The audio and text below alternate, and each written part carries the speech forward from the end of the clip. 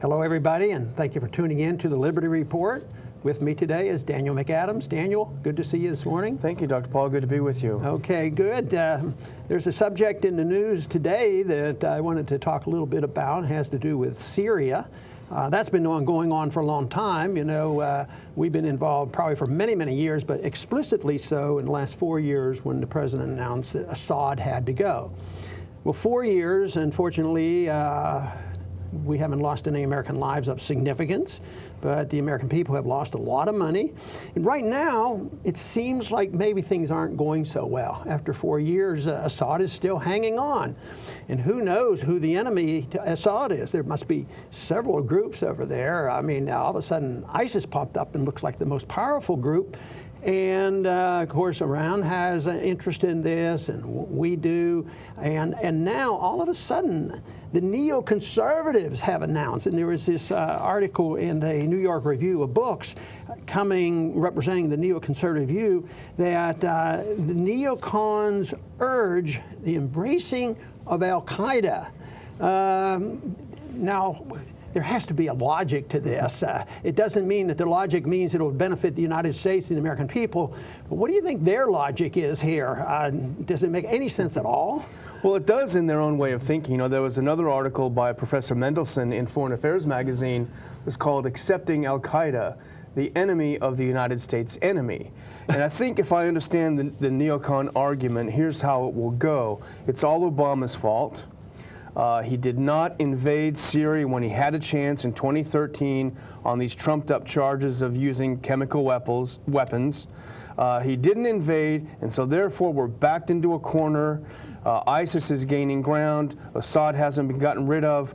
So because of Obama, without not invading, we've now got to look for other allies in Al-Qaeda. We've got to just kind of change our minds about them. Mendelsohn said, the instability in the Middle East following the Arab revolutions and the meteoric rise of the Islamic State require Washington to rethink its policy toward Al-Qaeda. The reason I have a problem with this is that, of course, first, I don't want us involved in that, and it's a bad policy. But they're not willing to even consider that the policy is bad. What they're saying is let's change tactics. You know, we're with one group one time and another group another time, and we have to get Saudis aboard. We have to get Israel aboard. We have to, maybe encourage the Turks to do something that would help get rid of Assad. But it's pretty amazing that so many groups have been organized and agreed all of a sudden that Assad had to go. The Assads have been around for a while, but there must have been something that precipitated this great need to get rid of Assad 4 years ago. Do you know of one particular event that it's time Assad had to go because he's a threat to the world? I think you can actually trace this back to a document written in 1996 called A Clean Break. It was written by the neocons of the time, Richard Pearl among them. This was, as you remember, and there's an interesting article by Dan Sanchez on antiwar.com about this. But right after the horrible murder of a liberal Israeli prime minister, Yitzhak Rabin, the Likud came back into power under Netanyahu in '96. The U.S. very hawkish neocons handed him this document, and here is the roadmap for Israel to dominate the Middle East. And number one on that list, we've got to get rid of Assad in Syria, because it challenges policies not just there, but toward Lebanon. And so the roadmap to get there was first going through Iraq and overthrowing Hussein, which they did, then moving on to Syria. So if you follow that, and it sounds conspiratorial, but if you follow the way that events actually happened, they have happened that way. And then you have the myth of the Arab Spring, which was a spontaneous uprising, they say, but it was really nothing of the sort. And obviously, they don't have the people on our side, or it would have happened spontaneously by the people who live in Syria, and they don't like Assad. So that isn't the case.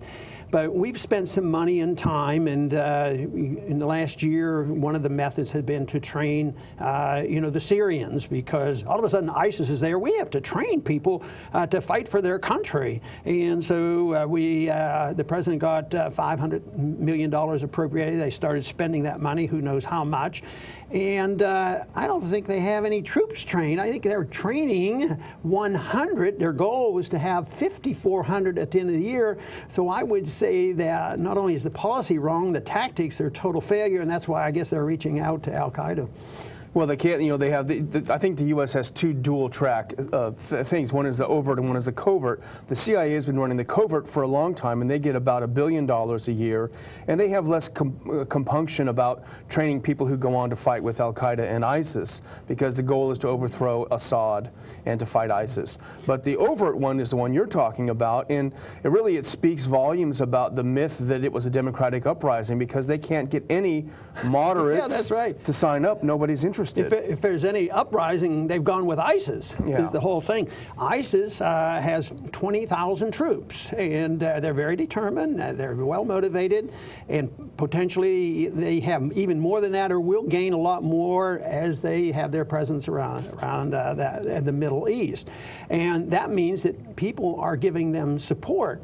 And here, with all our money and effort and promises, we can't get anybody to do the fighting. If they get our weapons, they drop them. Right now, open alliance with with Al-Qaeda, does that mean that someday they might be used against us? I mean, ISIS ended up with our weapons, so this might just, enable the enemy to have more weapons of ours. Well, I think the neocons consider themselves the intellectual elite, and the average American is just a dumb kook. So I'm guessing that they're hoping that the Americans are going to forget that it was Al-Qaeda that attacked the U.S. in 2001. I think we declared war against them, but Al-Qaeda is using softer language. There's no doubt about it. I think it's a ploy, because they say they're nationalists. They just want to deal with an issue. If they're from Syria, they just want to deal with Syria, where ISIS is international and it's a caliphate and this sort of thing. So they're the good guys, although they try to prove they're just as ruthless. They don't want to be softies. So if they argue on who's the most ruthless, Al-Qaeda will try to show that they're just as ruthless as ISIS. But the one thing that came out in some of these articles recently is, why do these groups, although they are against each other, their goal, they've unified to get rid of Assad. And the one thing that they said that unified them is they're unified against American aggression. And of course, how many Americans today would stand up and say, yeah, American government and American people have endorsed an aggressive program? Well, you can lose points on that. If you're in politics, it can be rather risky, and it sounds like you're un-American, and it just is, you don't say that. But the truth is those individuals who join ISIS, they might not agree with ISIS or Al-Qaeda. They might go with anything, not that is anything that's against Assad as much as anything that's against America. Yeah. And this is why I think this is so foolish. Of course, the neocons, there might be some neocons. If our friend Bill Crystal all of a sudden arrived here, he'd say, Ron, you are making a point there. But if you'd listened to us, we'd have had lots of troops in there. Yeah. And he has more allies in the Senate now. He has this Tom Cotton, and who knows? Lindsey Graham's running for president. I hope he's not even as successful as John McCain. But this whole thing doesn't make any sense until they change policy. Sure, and this is why the neocons, whenever the policy of theirs goes awry, they need us to double down. You didn't do it hard enough. We blew Libya to pieces. It's an absolute disaster. It was all on the advice of the neocons and the liberal interventionists, and now, well, it's our fault because we didn't occupy them. So that's always the way they have out. The other factor in here is a little more difficult to completely understand, because they're not mentioned as much, but it's the position that the Turks have right now, because I think they want to get rid of Assad as well. Oh, yeah. And therefore, but there was a hint in some news that Turks may be concerned enough that they will be more overt and send in troops not that they haven't had some involvement already, but they have a concern about the Kurds. You know, they're not interested in the Kurds having a Kurdistan. And this is where you have the curlicues of U.S. policy, because on one hand, the U.S. has had to help the Kurds in Iraq. It's the only way to keep ISIS from taking northern Iraq, but that's emboldened the Kurds to envision a state that encompasses, you know, current existing states.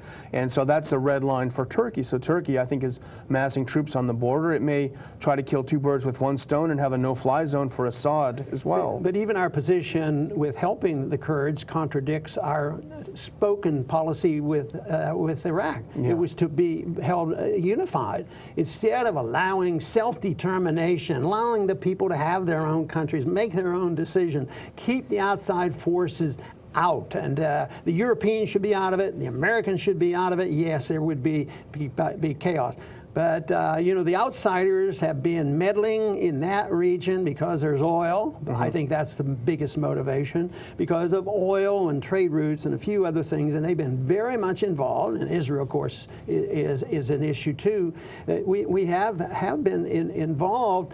And since World War I mean, it just seems like the basic principle ought to be self-determination. And those words have been spoken many times. You know, Woodrow Wilson said some nice things about everybody has a right to self-determination. But you know, probably by now, if we'd have just walked away from Iraq, you'd have the Kurds in the north. You'd have a section that were basically Sunnis, and the Shia would have the other. But then they'd argue and fight over the oil. You see, that would be another issue too. Yeah, but they'd have to find a way to trade with each other and live with each other. It's the outside influence, the weapons, the money, the masters of the universe feel that the U.S. interventionists have that light fuel to the fire. Right. If they play ball with us, we give them the money. If they don't play ball, they are our enemy, and then we bomb them. You know, that's my complaint, that we only have two choices in foreign policy. And I would say that we should talk about the third one, which is in our best interest, which is in the best interest of peace, and that is non-interventionism, willingness to talk to people like this, and you know, if they do get halfway organized, make sure that we can trade and travel there. But we're not on the verge of this, because I think too many people see this as tactical. There's too much control by the neocons in the media and in our government, and right now, I think for a while they're going to be talking about silly things like this.